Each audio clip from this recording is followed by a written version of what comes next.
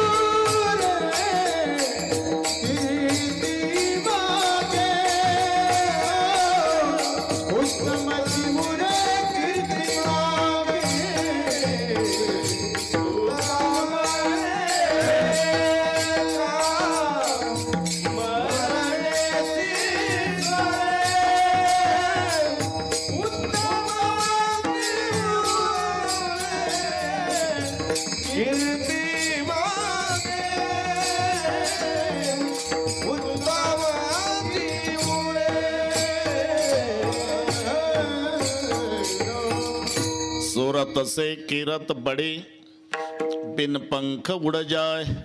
सुरत म्हणजे गुजरात मधले शहर नाही, बडोदा, सुरत. बरं गंभीर महाराज, 3.5 हाताचं जे शरीर याला सुरतच म्हणतात. हे सुरत काष्टीहून नगरला न्यायची असेल तर काळ्या पिवळ्याची वालं 70 रुपये मागतं. सुरत नगरला न्यायला 70 रुपये लागतात. कीर्ती बिना वाहनानं दिल्लीला जाते, हे लक्षात ठेवा. सूरत से कीरत बड़ी बिन पंख उड जाय, सूरत तो जाती रही. ही चाललेलं आहे. आपल्या अतिपरिचयामुळे लक्षात येत नाही. कालचं शरीर आज नाही, तैसीच येयाची स्थिती. नासत जाय क्षणक्षणाप्रती, म्हणून येयाते म्हणती अश्वत्थगा. या 6 अवस्था देहाच्या ठरलेल्या आहे. जायते, अस्ति, वर्धते, विपरिणमते, अपक्षीयते, विनश्यती. जायते म्हणजे उत्पत्ती, अस्ति नाम अस्तित्व, वर्धते वाढ होणे, विपरिणमते बदल होणे, अपक्षीयते शक्ती न्यूनता, आणि विनश्यती म्हणजे नाश म्हणून उपजल्या पिंडात मरण सांगाते. बाळपणी शरीर असतं तसं तारुण्यात नसतं पाटील. तारुण्यात असतं तसं म्हातारपणात नसतं.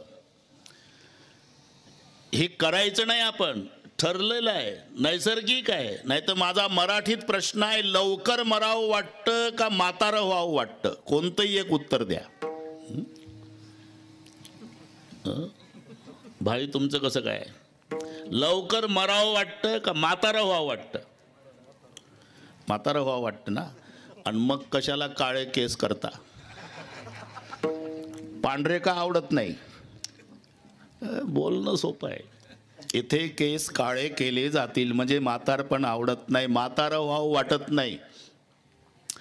मग म्हातारं व्हावं वाटत नाही तर म्हातारं करतंय कोण तुम्हाला? शेजारचे करतात का?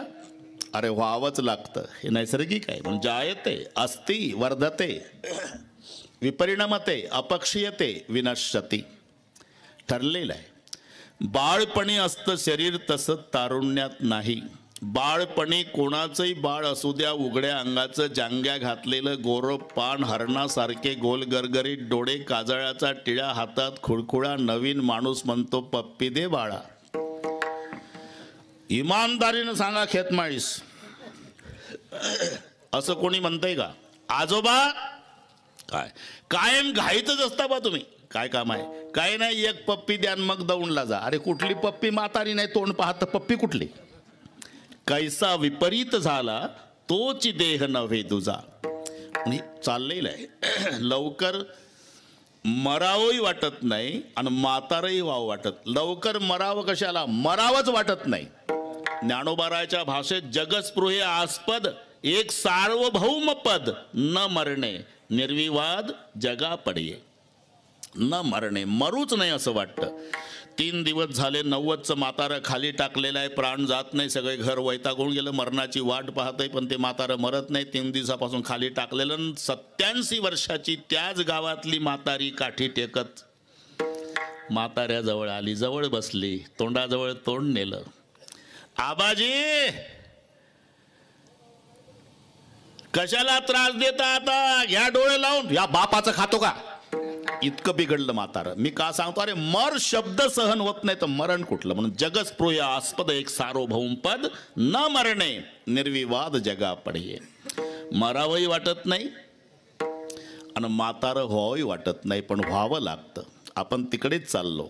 मरण आलं, मरण आलं, मरण आलं, चुकीचं आहे. मरण येतच नाही. ते कशाला येईल? ते जिथं आहे तिथंच आहे. 1950चा आमचा जन्म आहे, 2025ला मरण आहे. डोकं चालवा. 25-50 कडे आलं का हे 75 वर्षे वाटचाल करून 25 पर्यंत गेलं.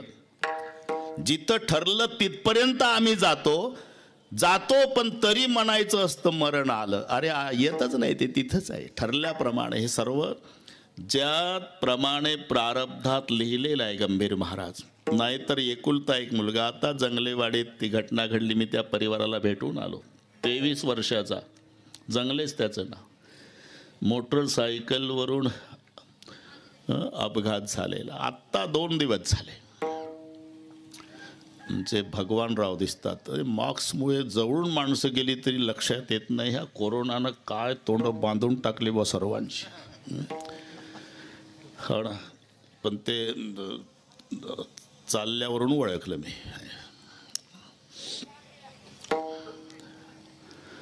सगळ्या परिवार. जेव्हा अण्णा गेले तेव्हा आम्हाला कोरोना होता हॉस्पिटलमध्ये, पण पाहत होतो जागा पुरली नाही प्रेत यात्रेच्या दिवशी. केवढं प्रेम दिलं असेल विठ्ठला.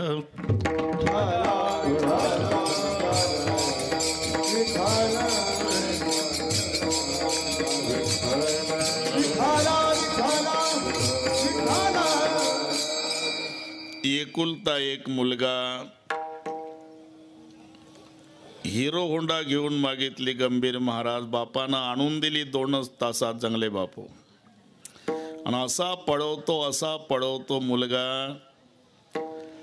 एक दिवस 5-25 लोक गावातले आले. पाटील आहे का घरी? अहो बाहेर का उभा आहात? या आत आले.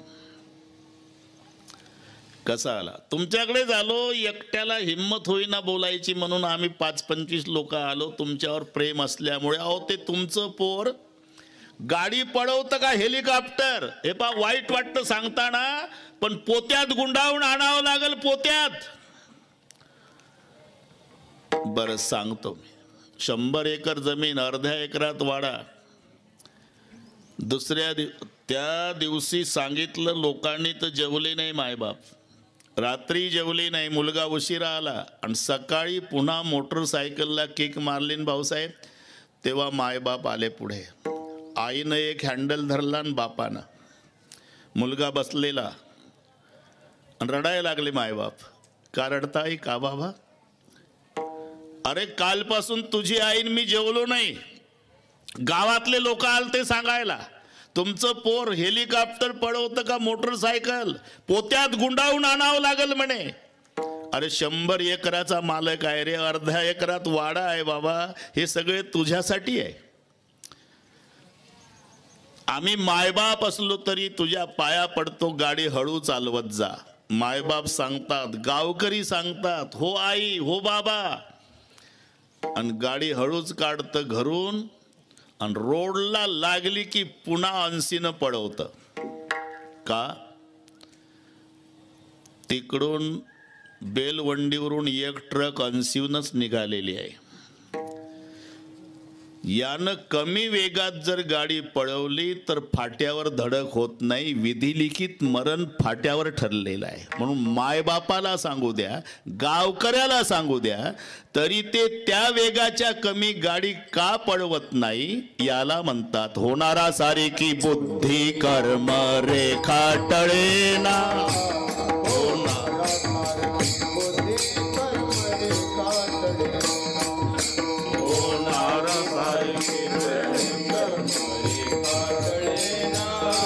होणारा सारखी बुद्धी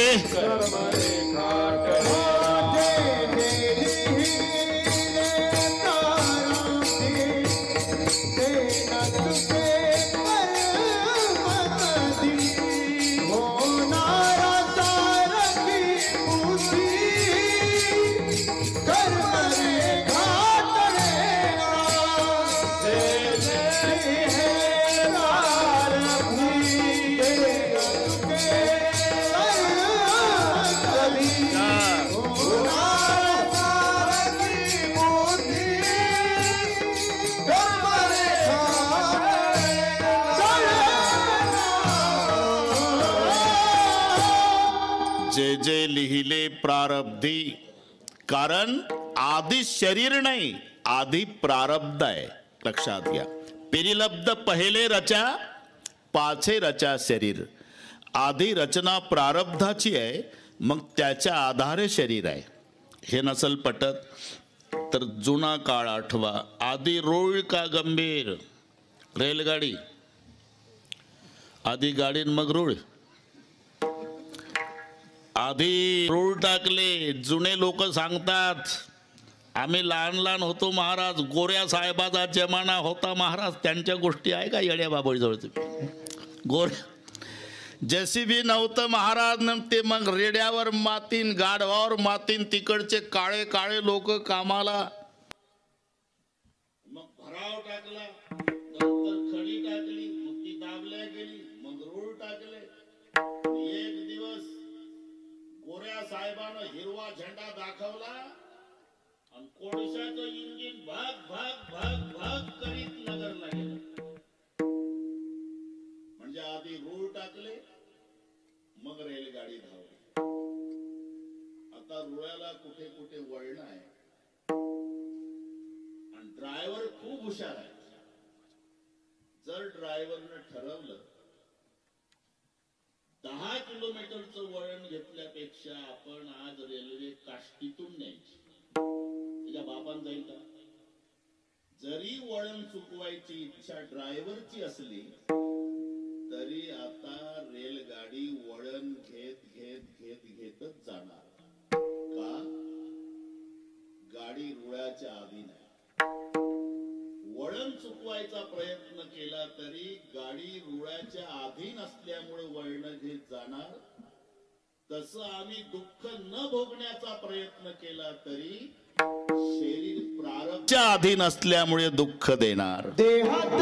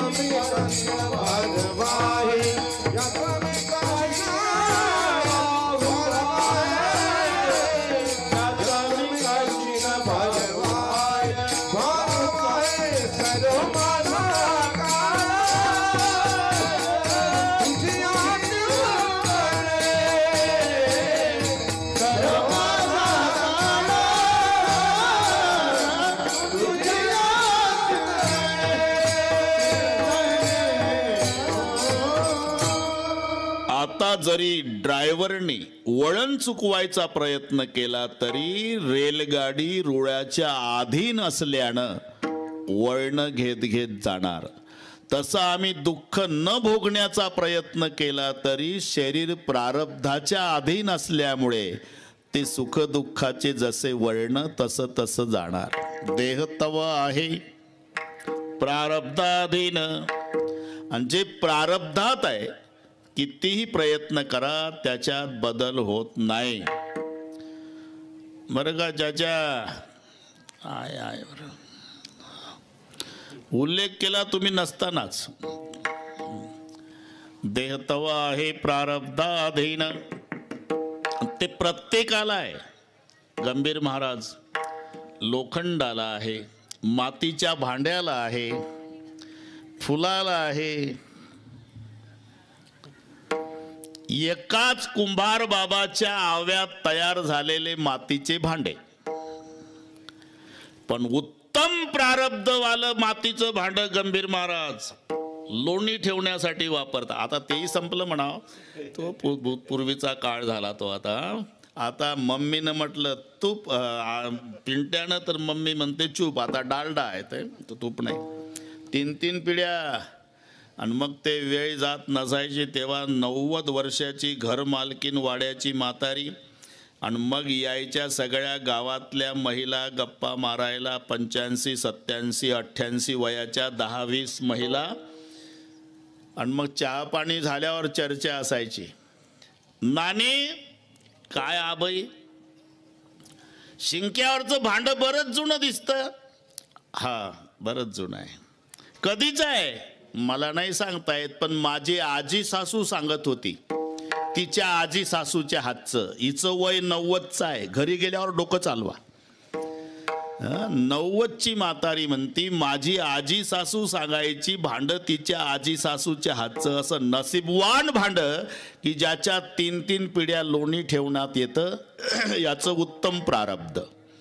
मध्यम प्रारब्धवालं स्वयंपाकाला चुलीवर जातं, आणि कनिष्ठ प्रारब्ध असलेलं म्हाताऱ्याला उठता येत नाही म्हणून कॉटवर ठेवावं लागतं. एकाच आव्यातले ऐसे भिन्न भिन्न साठे, ऐसे ऐसे भिन्न भिन्न साठे, केले प्रारब्धाने वाटे.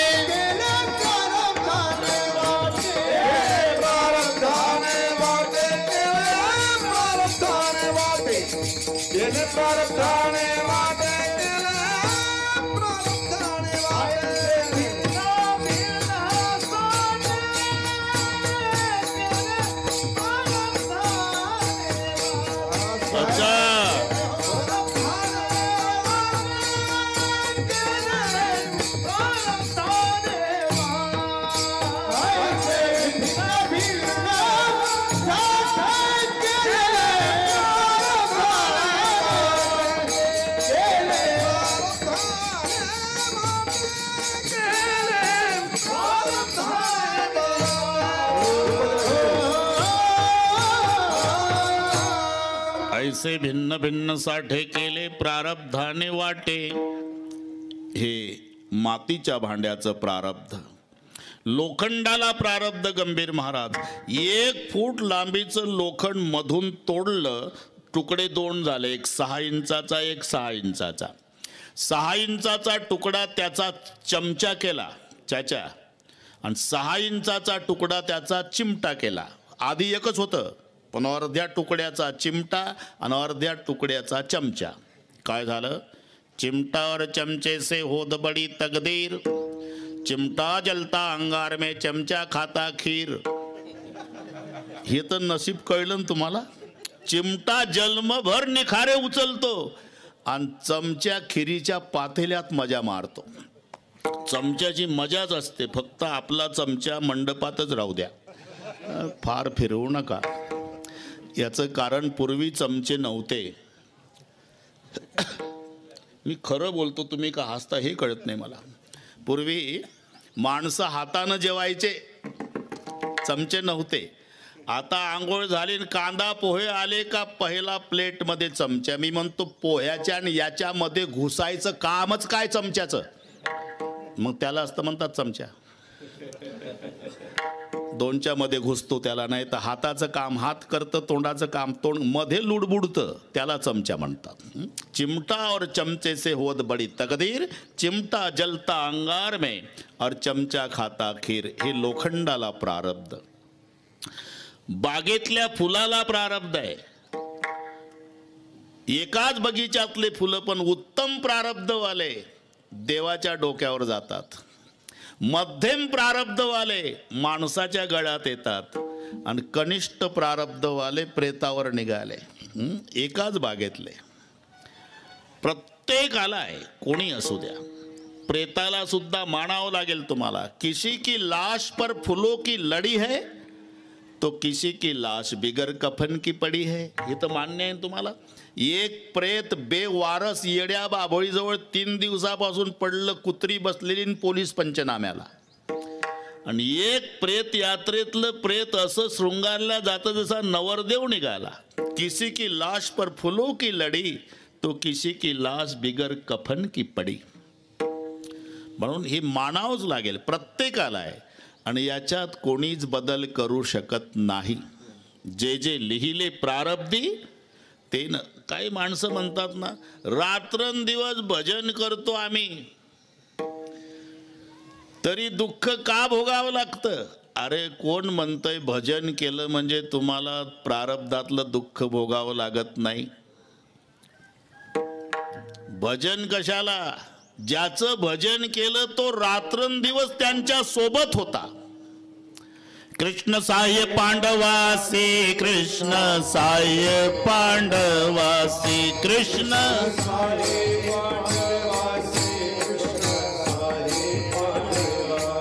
ते भोके ते नष्टचर्यसे, ते भोके ते नष्टचर्यसे.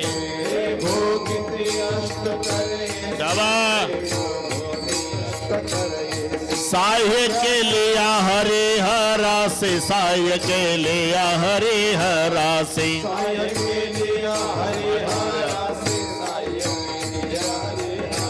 प्रारब्ध कोणासे टळेना, प्रारब्ध कोणासे टळेना.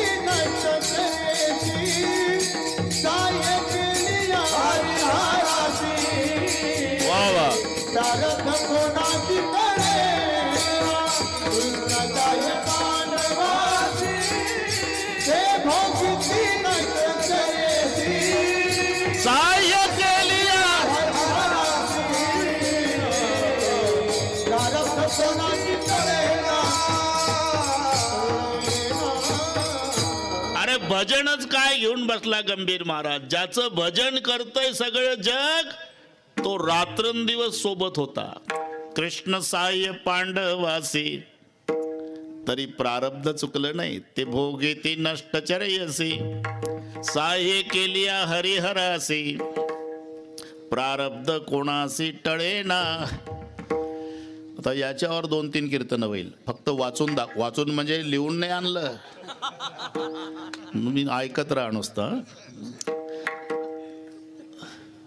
कृष्ण सहाय्य पांडवासी ते भोगिती नष्टचर्यशी सहाय्य केली हरिहरासी प्रारब्ध कोणासी टळेनायसी प्रारब्धाची ठेव झाले भिक्षुक पांडव राज्य घोडे भाग्य सर्व सांडेला ठाव प्रारब्धे शरीर संचिता अधीन धर्मराजा हिंडे वनवन कर्मे बुडाला रावण आणि दुर्योधन प्रारब्धे काम बुद्धीचे सुख अति मानदिती मूर्ख चंद्रासी लागला कलंक इंद्रासी दुःख प्रारब्धे हरिचंद्र तारामती घोर वनांतर भोगिती नळराव पुरुषार्थी तयाच्या विपत्ती प्रारब्धे पतिव्रता सुसिय दमयंती पाय पोळ ऐशी अणिवार कपाळ भोगी दुष्काळ प्रारब्धे कर्मरेखा टळेना बाण लागला जगजीवना कृष्णे सांडिल्या गोपांगना हे नारायणा प्रारब्धे ऐशी अणिवार जन्मांतरे राज्य सांडिले रघुवीरे सवे मिळवणी वानरे फिरवी दिगांतरे प्रारब्धे फिरत असता काय झाले मध्ये प्रारब्ध वडवले जानकीस राक्षसे नेले दुःख भोगविले प्रारब्धे संचिता आदिन शरीर पूर्ण ब्रह्म रामचंद्र रघुपती विष्णूचा अवतार पाठी जन्मांतर नामा म्हणे मी काय टिपण्या बुवा आहे का विठ्ठल विठ्ठल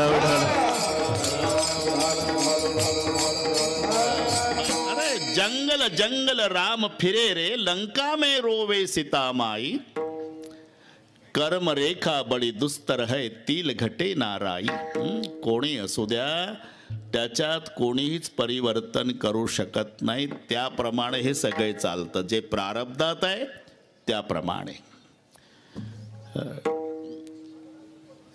कभी गर्मी कभी सर्दी आहे ना जीवन म्हणजे काय सुख दुःखाचं मिश्रण आहे दोन्ही प्रकारच्या पत्रिका छापायच्या आहे आयुष्य पाणी आहे जीवन नदी आहे जन्म पहाड आहे मरण समुद्र आहे या चार गोष्टी लक्षात घ्या की सगळे उत्तर आलं जीवन रूपी नदीचा उगम जन्मरूपी पर्वतावर होतो जाऊन मिळते मरणरूपी समुद्राला सुख आणि दुःख त्या नदीचे दोन काठ असतात आणि आयुष्य त्या नदीतलं पाणी आहे हे नदीतलं पाणी सांगितलं पण महाभारतात भीष्माचार्याने दादा हौदातलं पाणी सांगितलं हौदातलं पाणी आयुष्य म्हणजे कारण नदीतलं येत राहतं विहिरीतलं येत राहतं आयुष्य म्हणजे हौदातलं पाणी आहे ते येत नाही 100 लिटर पाण्यानं हौद भरला म्हणजे माणसाचं आयुष्य संपा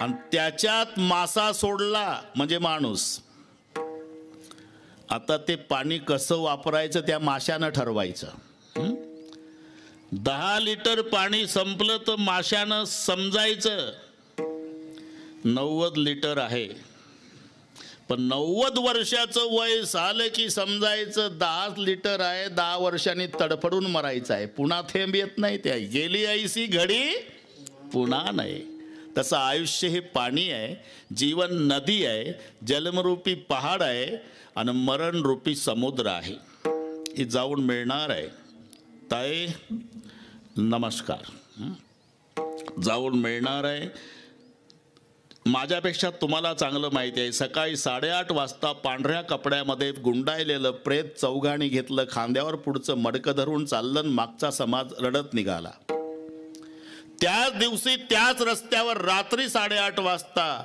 एक नवरदेव घोड्यावर बसलेला आणि डीजेच्या तालावर तरणे बांड पोरं डिस्को नाचतात असं जीवन आहे उधर कोई रो रहा इधर कोई गा रहा उधर एक जनेजा उठा जा रहा तो इधर एक दुला घोडे चढ रहा बस दोन्ही प्रकारच्या पत्रिका कळविण्यात अत्यंत आनंद वाटतो की 12 वर्षांनी मुलगा झाला सहकुटुंब सहपरिवार आपण बारशाच्या कार्यक्रमाला अगत्य येण्याचं करावं नाईलाजानं एक दिवस छापावं लागतं कळविण्यात अत्यंत वाईट वाटते की बस हे दोन्ही घडतं ज्याच्यात त्याचंच नाव जीवन आहे म्हणून सुखस्य अनंतरम दुःख दुःखस्य अनंतरम सुख कबू हासे कबू रोवे मग भजन केल्यानं अरे कोण म्हणतंय प्रारब्धातलं दुःख भोगावं लागत नाही भजन करा नका करू ते दुःख भोगावंच लागतं मग फायदा काय ते दुःख सहन करण्याची ताकद निर्माण होते ही भजनाची क्षमता आहे नाही तर कभी गर्मी कभी सर्दी कभी गर्मी कभी सर्दी ये तो कुदरत के नज़ारे है प्यास तो उसे भी लगती है जो नदी के किनारे तुम्हाला काय वाटतं नदीच्या काठाला बसलं दिवसभर पाणी बघितलं म्हणजे तहान लागत नाही का तसं भजन केलं म्हणजे प्रारब्ध भोगावं लागत नाही का अरे ज्याचं भजन केलं तो 24 तास सोबत होता तरी पांडवाला प्रारब्ध चुकलं नाही. म्हणून देह तवा आहे. मला ते संपण्याची वेळ सांगा, मी असाच लांबत लांबत चालला जातो. पूर्णविराम. हा बरोबर, सेकंद मागे पुढे नाही, फक्त तुम्ही सांगितलं बस. 12 म्हणतात. हा बरोबर, त्याच्यात सगळे बसवायचं. 12ला सगळे बसवायचं नाही, टाळकरी सुद्धा बसवायचे. आणि बसलेल्यातलं कोणी उठू द्यायचं नाही. मग पुढचं निवेदक सांगतील तसा मिलिटरी सारखा शिस्तबद्ध कार्यक्रम होईल. विठ्ठल विठ्ठल.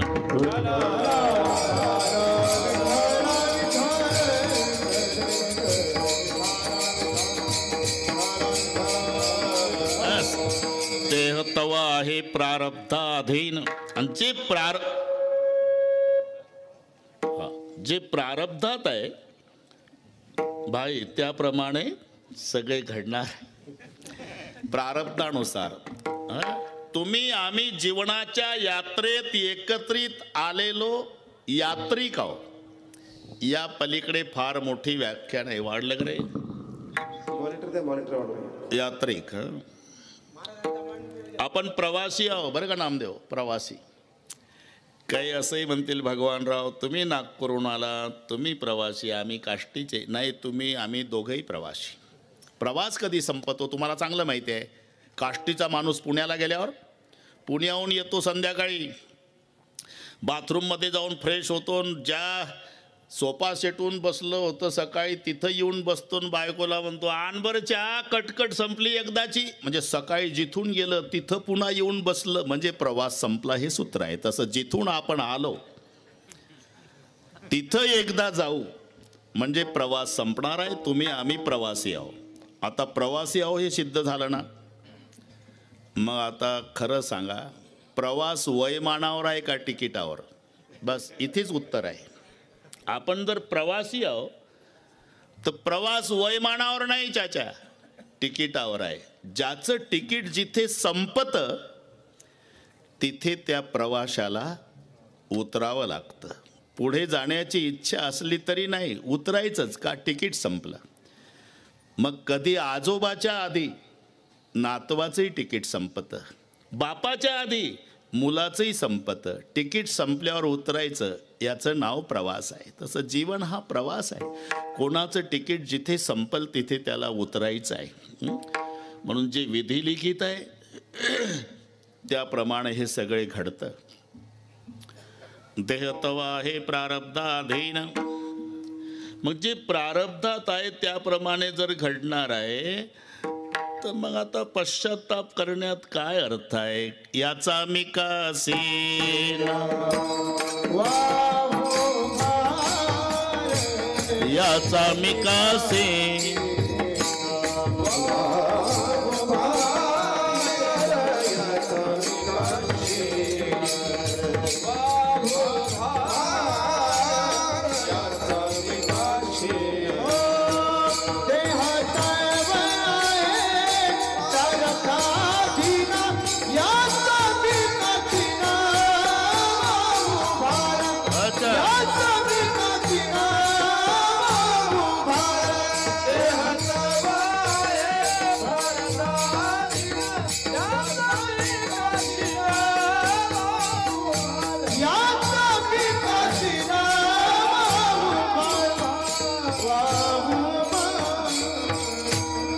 इथे वशिलेबाजी चालत नाही. नाही चालत. संपलं की जायचं आहे. प्रारब्धाप्रमाणे चालतंय सगळे. तुम्ही मान्य करा नका करू. एकही गुरु से विद्या पढ़े थे, कृष्णा थे छोटे, सुदामा बड़े थे. एका गुरुकडे विद्या शिकले कृष्ण आणि सुदामा. पण एकाचं प्रारब्ध जन्मभर दारोदार पीठ मागितलं आणि एक दारातून निघाला की भालदार चोपदार आणि जन्मभर ललकाऱ्या दिल्या.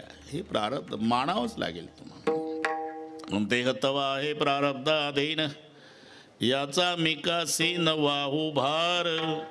प्रारब्धानुसार सगळे घडणारच आहे. मग आतापर्यंत मी पश्चाताप करीत होतो देवा, आता करणार नाही. बस प्रारब्धात होतं तसं घडलं समजेल. मग हे पहा, जोड्या लावा, जोड्या. भूतकाळ, वर्तमान काळ आणि भविष्य काळ, हे 3 काळ झाले ना. आता त्याला 3 शब्द वेल्डिंग करायचे तुम्ही. स्मरण, चिंतन आणि चिंता. बरं का गंभीर, मी गुरुजी झालो तुमचा पहिलीचा. जोड्या लावा, जोड्या. बोर्डावर लिहून दिलं मी, भूतकाळ, वर्तमान काळ, भविष्य काळ. स्मरण, चिंतन, चिंता. सांगा आता कुठं काय जोडायचं. प्रत्येकाला एक शब्द जोडायचा आहे. चिंता, चिंतन, स्मरण, भूतकाळ, वर्तमान काळ, भविष्य काळ. मजा आहे. कधी स्मरण शब्द भाऊसाहेब भूतकाळाला जोडला जातो, त्याच्यात कोणीच बदल. स्मरण म्हणजे भूतकाळच, चिंतन वर्तमान काळच, आणि चिंता भविष्य काळ. बस आलं उत्तर, आलं उत्तर. स्मरण ही भूतकाळाचं असते. माणूस बसला म्हणजे दारापुढं परिस्थिती खालावलेली असू द्या अथवा सुधारलेली. खालावली असेल, कसं होतं कसं झालं म्हणजे स्मरण, आणि सुधारली असेल तर म्हणतोय बापरे केवढं वैभव दिलं. हे स्मरण आहे भूतकाळाचं. चिंतन असते ते वर्तमानाचं. काही काही माणसं घाई घाई कीर्तनाला येतात ना, इथं आल्यावर त्यांच्या लक्षात येतं की कुलूप लावलं पण ओढून नाही पाहिलं. कधी लागतं कधी लागत नाही. लागलं असेल की नाही, लागलं असेल की नाही, लागलं असेल की नाही. बसतं कीर्तनाला आणि चिंतन करतं घरच्या कुलपाचं. म्हणजे चिंतन हे वर्तमानाचं आहे, स्मरण भूतकाळाचं आहे, आणि चिंता भविष्याची असते. दिवसभर कबाड कष्ट करून आला, जेवला, अंथरून पांघरून झालं, कलंडला, उशीवर डोकं टेकलं की सुरू होती, तिला म्हणतात चिंता.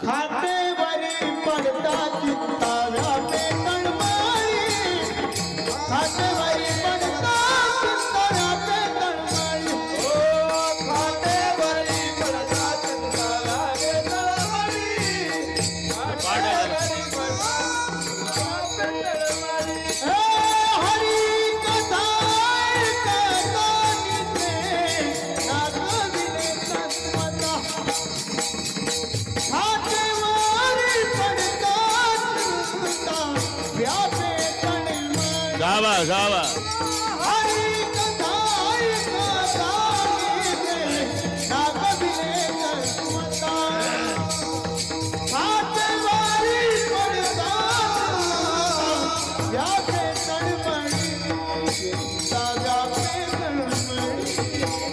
वा वा.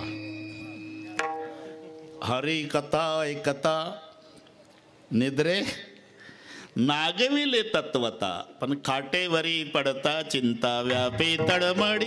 एकदा कलंडलं की सुरू होती, तिला म्हणतात चिंता. आणि ती प्रत्येकाला आहे. चिंता नाही असा व्यक्ती शोधून सापडायचा नाही, प्रत्येकाला आहे. चिंता की बडी आग लगी है जरे सब संसार. चिंतेला आग म्हटलंय, आग. चिता आणि चिंता एक अनुस्वाराचा फरक आहे. फरक एवढाच आहे, चिता एकदा जाळते, चिंता पावलो पावली जाळते. चिता एकदाच जाळते, चिंता जन्मभर जाळते. असं कोणी छापलंय का पत्रिकेत? कळविण्यात अत्यंत वाईट वाटते की सालाबादप्रमाणे यंदाही त्यांना पेटवायचा कार्यक्रम वड्याच्या काठाला पत्र्याच्या शेडमध्ये होणार आहे, तरी नातलगाणी यावर. सालाबादप्रमाणे नाही, आयुष्यात एकदाच जाळते ती चिता, आणि पावलो पावलीन जन्मभर जाळते ती चिंता. चिंता की बडी आग लगी है जरे सब संसार. आग म्हटले चिंतेला, आणि ती प्रत्येकाला आहे. विषय वेगवेगळे असेल. सफर करने वाले को चिंता सामान की, नैया चलाने वाले को चिंता तूफान की, किराएदार को चिंता मकान की. अरे असा कोण आहे जगात ज्याला चिंता नाही? चिंता चिंता चिंता, पण ती असते भविष्याची. भविष्याची. महाराज म्हणत होते की इतके वर्ष आता मी चिंता करत आलो, आता चिंता करणार नाही का? आम्ही ऐकलं की चिंतन करणाऱ्याला चिंता करायची गरज नसते. ज्याचं चिंतन केलं मग चिंता त्याला करावी लागते याची. तुझी चिंता त्यासी सर्व आहे.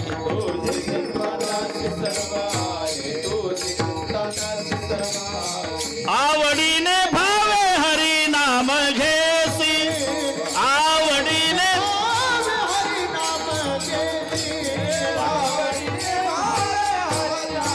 शाबास शाबास.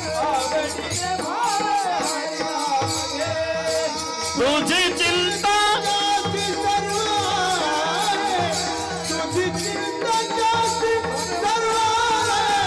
हरिमुखी गाता.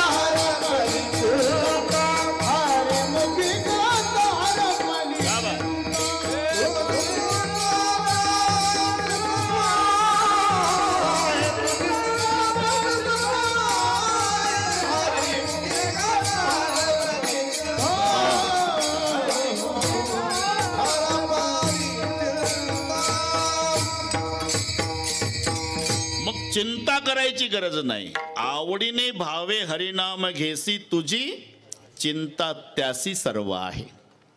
साधं गणित आहे ते. फिरतं दुकान पाहिलं का गंभीर महाराज तुम्ही? चंद्रभागेच्या वाळवंटामध्ये आषाढीच्या वेळेला त्याची बायको पुस्तकाचं बंडल घेऊन असते, तो गळ्यात हार्मोनियम घेऊन. आषाढीतला ती पुढं पुढं म्हणतं, ही माग माग म्हणती. 7व्या दिवशी सटवीचा फेरा, गोपी बाळा तीन जपून धरा. निज त्या वेळेला आंघोळा करा, जो बाळा जो रे जो तो. मग ही म्हणते शिवाजीचा पाळणा,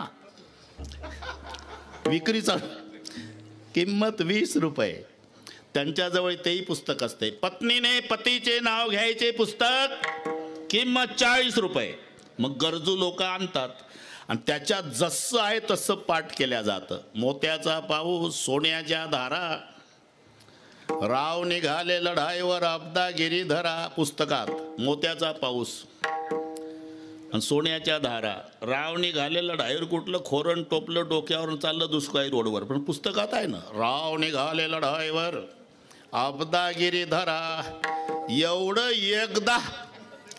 एकदा पत्नीनं नाव घेतलं तर जन्मभर तिची चिंता पतीला. साधं गणित आहे, घरी गेल्यावर हिशोब करा. पत्नी एकदा नाव घेते तर जन्मभराची चिंता पतीला. मग रात्रंदिवस नाव घेतल्यावर तो झोपा काढल का? आवडीने भावे हरिनाम घेसी. तुझी चिंता त्यासी सर्व आहे. हे 11:30 वाजता लक्षात आलं तुकोबारायच्या. देवा, इतके वर्ष अजून काही मला वैतागला नाही महाराष्ट्र. वन्स मोरच चालू आहे. कारण मी अभंगाच्या बाजूला जात नाही. आपलं चाकोरीत जायचं. भक्ती ज्ञाना वीर इतरा गोष्टीनं कराव्या, प्रेम भरे वैराग्याच्या युक्ती विवराव्या. बाकीचं कशाला बाजूला. आपलं अभंग. कीर्तनकारांनी फक्त कीर्तन करावं. विठ्ठल विठ्ठल विठ्ठल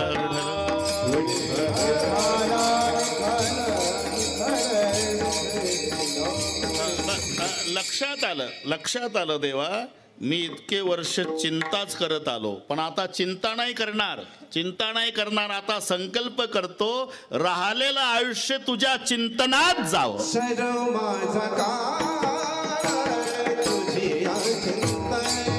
अच्छा, बरोबर.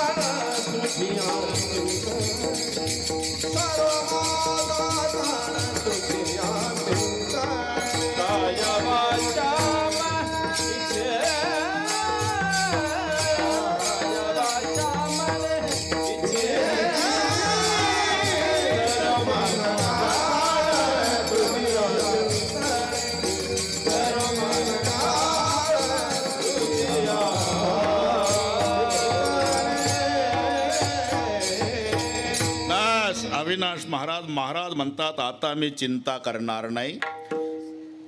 उलट चिंतन करणाऱ्याची चिंता देव करतो ना.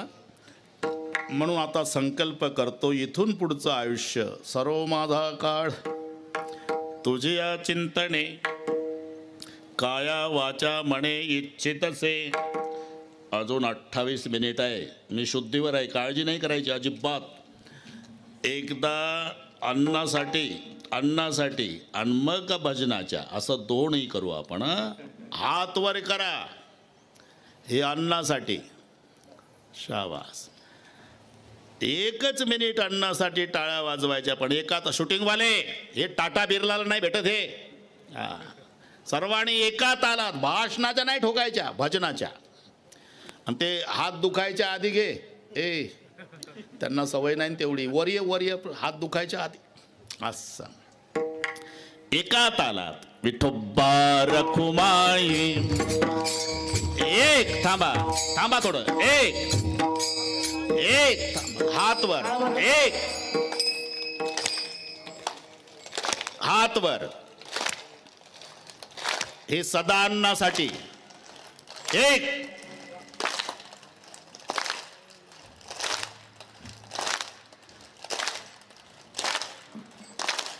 हात वर.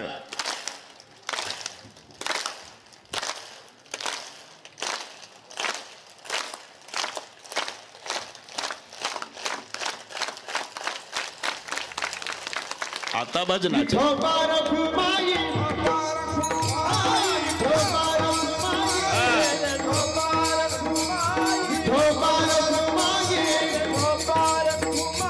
पुंडलिक वरदान ज्ञानदेव पंढरीनाथ माऊली जगद्गुरु तुकाराम महाराज की जय. थांबा.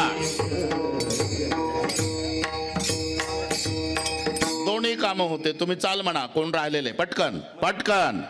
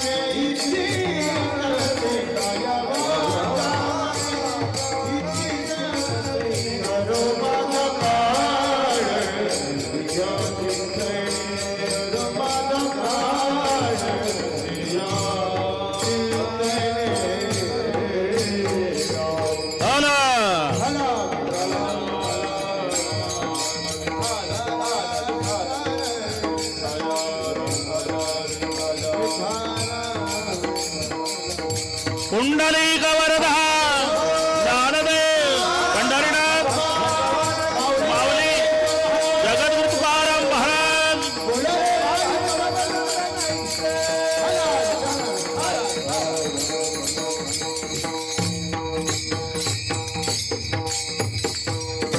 बस इथून पुढचा संकल्प, इथून पुढचा संताचाही आदेश आहे.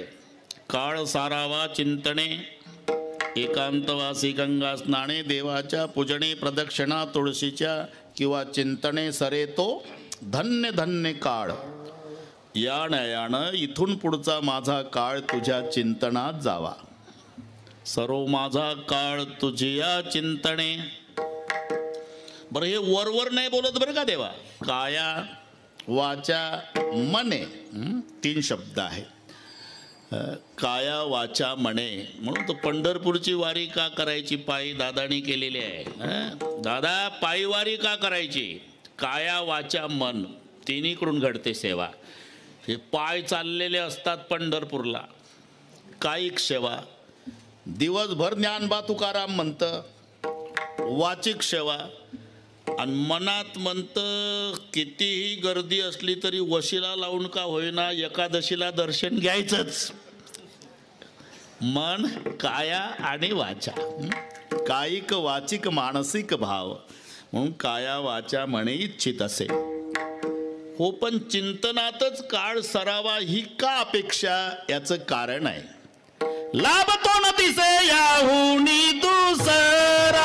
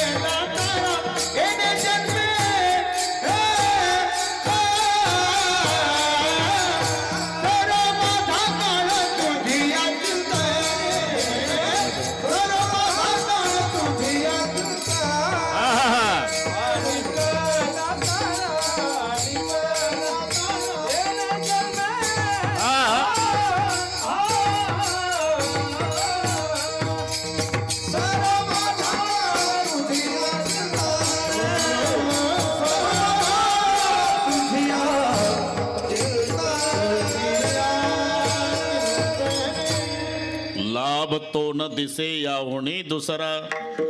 लाभ आणि हानी हे विरुद्धार्थी शब्द आहे का नाही. शाळेत शिकायचं लाभ विरुद्ध हानी, हानी विरुद्ध लाभ. हानी म्हणजे हानाहानी नाही, नाही भलते डोकं चालवून हे मराठी. लाभ विरुद्ध हानी. मग हानी कशाला म्हणतात. विसरली तया थोर झाली हानी. विसरली तया थोर झाली हानी. पचतेल खाणी 84च्या.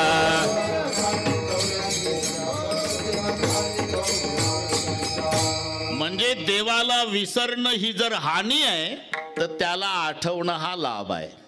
बस इथेच उत्तर आहे. सर्व माझा काळ तुझ्या चिंतने, लाभ तो न दिसे यावणी दुसरा. वाजत असे बोंब कोणी, वाजत असे बोंब कोणी, नायक ती वाजत असे बोंब कोणी, वाजत असे बोंब कोणी, वाजत असे बोंब कोणी, नायक ती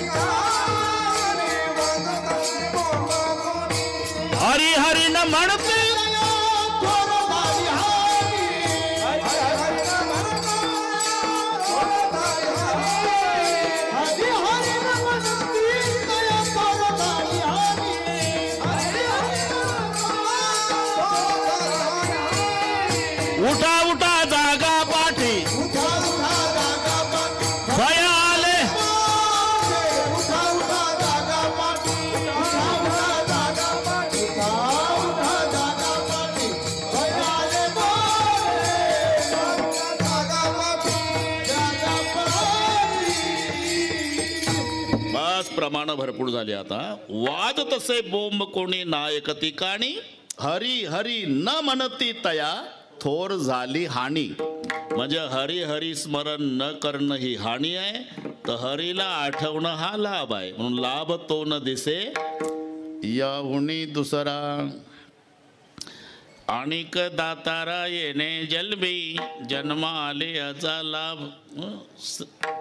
धनाची व्याख्या काय आहे? विपदो नैव विपद संपदो नैव संपदः विपद विस्मरणम विष्णू संपन्न नारायण स्मृती. भगवंताचं स्मरण ही संपत्ती आहे आणि भगवंताचं विस्मरण ही विपत्ती आहे. नाही तर त्यांना म्हणता नसता आलं का, टाटा बिर्लाचे घरी मज उपजवा जन्मांतरी, मनसे काही मागा हेची देगा पांडुरंगा. कलर टीव्ही पाहणे, बदामचा शिरा खाणे, म्हणून धीरूबाई अंबानीच्या घरी. असं नाही, हरिदासाची आहे घरी. आपण तिथं खायला काही नाही, खायला नसू द्या देवा, पण भजन आहे.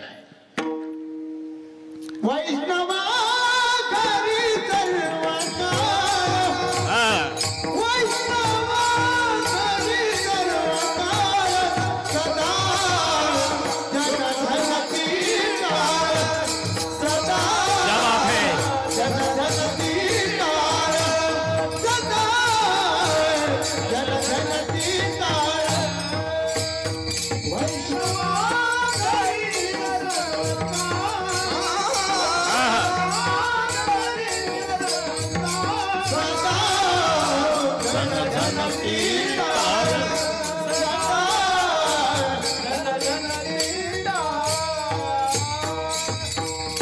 बस जमलं हे. अरे जन्म गेला या लोकांचा श्रवण करण्यात, पाठ आहे, तू पुढं काय सांगणार आहे? कन्या भाकरीचे काय मुखी राम नाम गाणे. खायला नसू द्या पण भजन आहे ना. अरे राजाही जेवण करतो आणि वारकरी जेवण करतो. आमच्या दादानी तो वारीच केलेले. राजा खाय बर्फी पेढा जिलेबी मंगाय के. राजाचं जेवण पायात जोडे मोजे तसेच. डायनिंग टेबलवर सगळे पदार्थ, एका हातात सिगरेट, जिलेबीचा अर्धा तुकडा तोडतो, ते चावून झालं की अर्धा गुलाबजाम खातो. बाटली असते, बाटली म्हणजे बिस्लरी म्हणतो मी.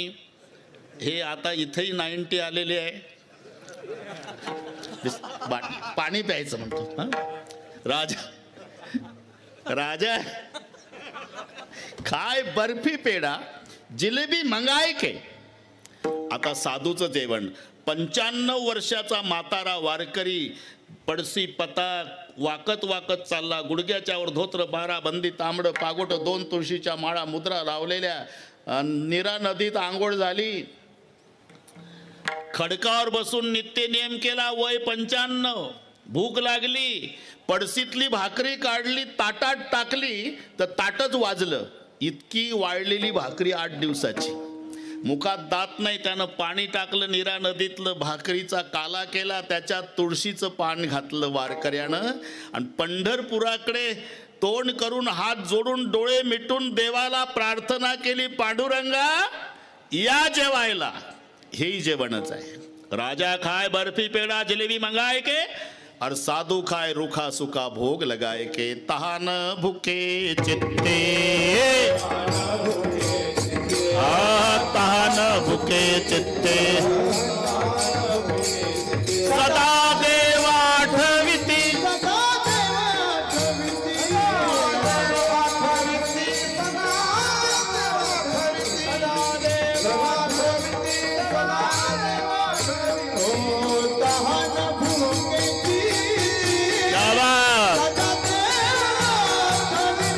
राधे राधे.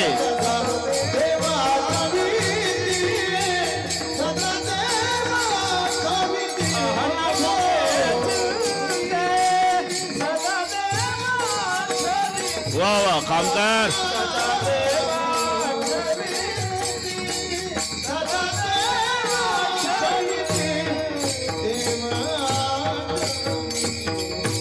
तहान भुके चित्ती सदा देवा आठविती. तुका म्हणे धन ज्याचे निज नारायण म्हणून लाभ तो न दिसे यावणी दुसरा.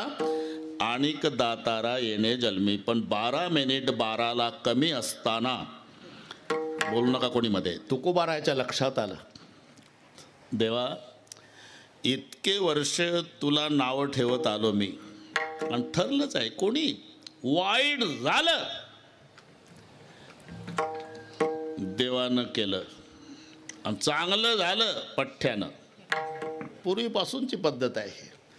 जेवढं चांगलं झालं की पठ्ठ्यानं केलं आणि थोडं वाईट झालं की देव कोपला. अरे देव कोपलच कशाला? तो कृपेचा समुद्र आहे. तुमचं आणि त्याचं काय बांधावून भांडण आहे का? कोपत नाही.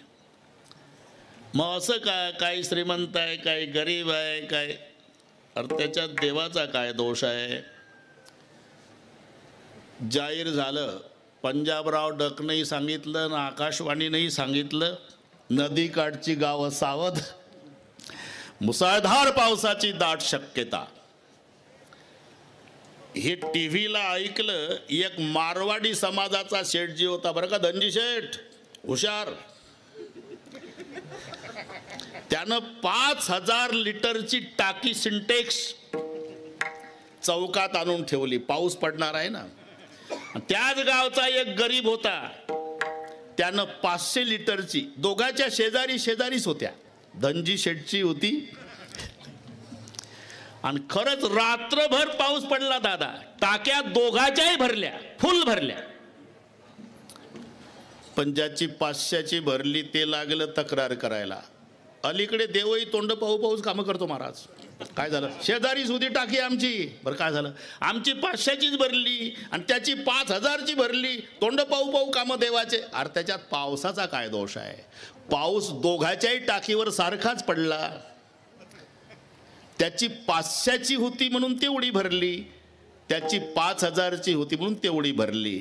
इथे पावसाचा दोष नाही, पात्राचा दोष आहे, लक्षात घ्या. तसं तुमच्या आमच्या सर्वावर कृपा देवाची सारखीच आहे, मग दोष पात्रतेचा आहे. विठ्ठल विठ्ठल